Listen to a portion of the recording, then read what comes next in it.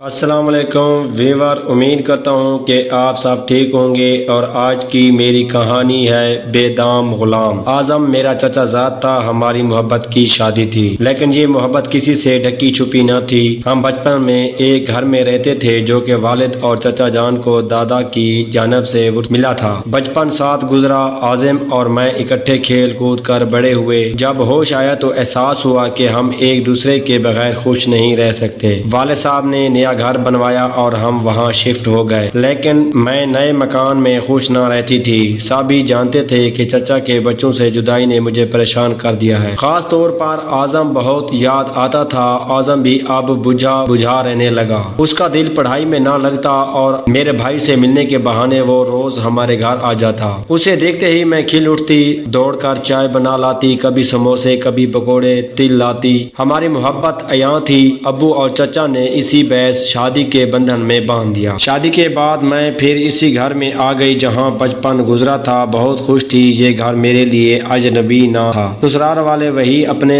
اور پیار کرنے والے لوگ تھے۔ میں اپنی قسمت پر ناز کرتی تھی کہ جو آرزو تھی پوری ہو گئی۔ اب کسی شے کی آرزو نہ رہی تھی۔ جلد ہی اللہ تعالیٰ نے اولاد بھی دے دی اور میں ماں کے مقدس رتبے پر فیض ہو گئی۔ بچوں کی پرورش میں کھو گئی۔ چچی ہاتھ بٹاتی تھی، وہ ساتھ نہ دیتی تو ننھے منھے بچوں کو پالنا اور سنبھالنا کوئی آسان بات نہ تھی۔ جن دنوں چچی بیمار تھی، ہماری پرانی ملازمہ زبیدہ خاتون اپنے گاؤں لوٹ گئی۔ ان دنوں ملازمہ کی اشد ضرورت تھی، بچوں کی پرورش، گھر کی ذمہ داری، اوپر سے بیمار چچی کی دیکھ بھال۔ میں تھکن سے نڈھال اور نیم جان رہنے لگی۔ بتاتی چلوں کہ میرے ایک جیٹھ تھے جو اپنی فیملی کے ساتھ علیحدہ گھر میں قیام پذیر تھے۔ نند کوئی نہ تھی، البتہ 2 دیور غیر شادی شدہ ہمارے ساتھ ہی رہا کرتے تھے۔ چچا جان کا انتقال 2 برس قبل ہو چکا تھا اور اب ساس کو بھی مرض الموت لاحق تھا۔ انہیں جگر کا کینسر بتایا گیا تھا۔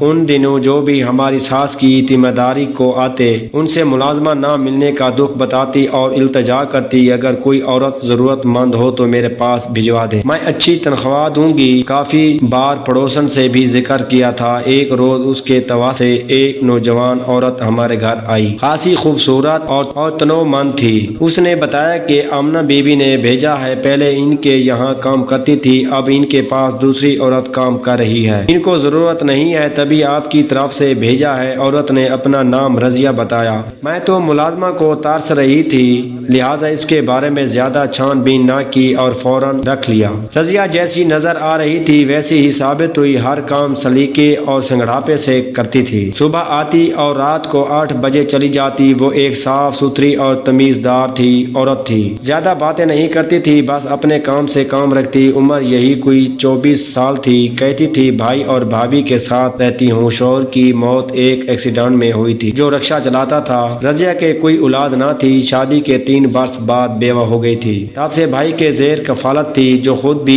ایک بس ڈرائیور تھا۔ اس کے 6 بچے تھے اور مکان کرائے کا تھا۔ گزرا وقت بامشکل ہوتی تھی، تبھی رضیہ اپنی بھابھی کی نگاہوں میں کھٹکنے لگی۔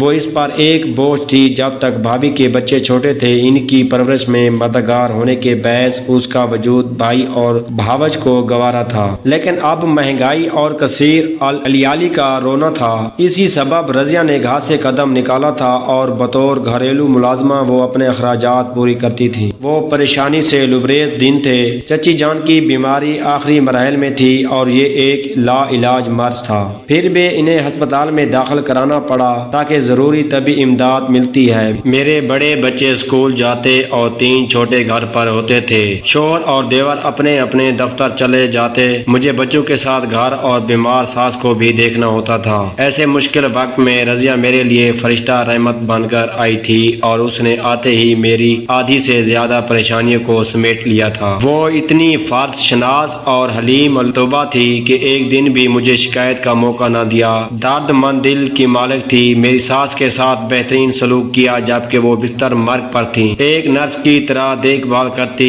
حتیٰ کہ رات کو بھی راہ جاتی اور راتوں کو ان کے ساتھ جاگتی۔ یہ اسی کا کام تھا کہ رات کو جاگ کر ایک مریضہ کی آہوازاری کو سمیٹنے کا اب مجھ میں تو یارانہ رہ گیا تھا۔ اپنی زندگی کے آخری دنوں میں جبکہ چچی بہت زیادہ تکلیف میں تھی، میرے شوہر ان کو ہسپتال سے گھر لے آئے۔ ڈاکٹروں نے جواب دے دیا تھا، اعظم نے کہا وہاں ان کی بہتر دیکھ بھال نہیں ہو سکتی، اپنے گھر میں ہم زیادہ خیال رکھ سکتے سکتے تھے، یہ چند روز کی مہمان ہیں تو پھر کیوں دوسروں کے رحم و کرم پر چھوڑ دے، اپنے گھر میں ہم زیادہ دیکھ بھال کر سکتے ہیں۔ چچی کو گھر کا سکون ملا، میں دن کو ان کے قریب رہتی اور رضیہ کھانا بناتی، گھر سنبھالتی، بچوں کو دیکھتی، رات کو میں اب بچوں کے پاس ہوتی اور وہ میرے ساس کے کمرے میں ہوتی۔ اس نے اب گھر جانا اسی وجہ سے متروک کر رکھا تھا کہ ہم کو اس کی دن رات ضرورت تھی۔ شروع رات کو میرا کوئی نہ کوئی دیور یا آدم چچی جان کے کمرے میں ڈیوٹی دیتے تھے۔ بچے مجھ کو اتنا تھکا دیتے کہ میں رات کو ہرگز اپنی بیمار ساس کی پٹی سے لگ کر شب بیداری کی تکلیف نہ اٹھا سکتی تھی۔ اللہ تعالیٰ کا فرمان ہے کہ ہر ذی روح نے موت کا مزہ چکھنا ہے۔ بالآخر وہ دن آ گیا جب ہماری ساس دنیا کے تمام دکھوں سے نجات پا گئیں اور آدھی رات کو ان کی روح قبض انصری سے پرواز کر گئی۔ کافی دن گھر میں سوگ کی فضا رہی۔ رضیہ نے ان کی نازک لمحات میں بھرپور ساتھ دیا اور اب وہ مستقل ہمارے گھر ہی رہنے لگی کیونکہ اس کی بھاؤج نے اس کو اپنے گھر رکھنے سے انکار کر دیا۔ میں تو رات کو بے ہوش ہو کر سوتی تھی، مجھے نہیں معلوم کب ہمارے گھر میں کیا ہوا۔ ایک روز رضیہ نے کہا ہمارے گھر کی ملازمت وہ مزید جاری نہیں رکھ سکتی تھی کیونکہ اس کے بھائی نے اس کی دوسری شادی کی ٹھان لی ہے۔ مجھے کافی صدمہ ہوا، اس کے جانے سے جو پریشانیاں لاحق ہونے والی تھیں ان کا خوف میرے لیے ایک بڑی الجھن تھی، لیکن رضیہ کا جانا لازمی امر تھا۔ اس کو شادی سے روکنا کیوں کر ممکن تھا۔ بالآخر وہ ایک روز خدا حافظ کہہ کر چلی گئی۔ اگر یہ سٹوری آپ کو اچھی لگی ہو تو میرے چینل کو سبسکرائب اور میری ویڈیو کو لائک کر دیجیے گا۔ شکریہ۔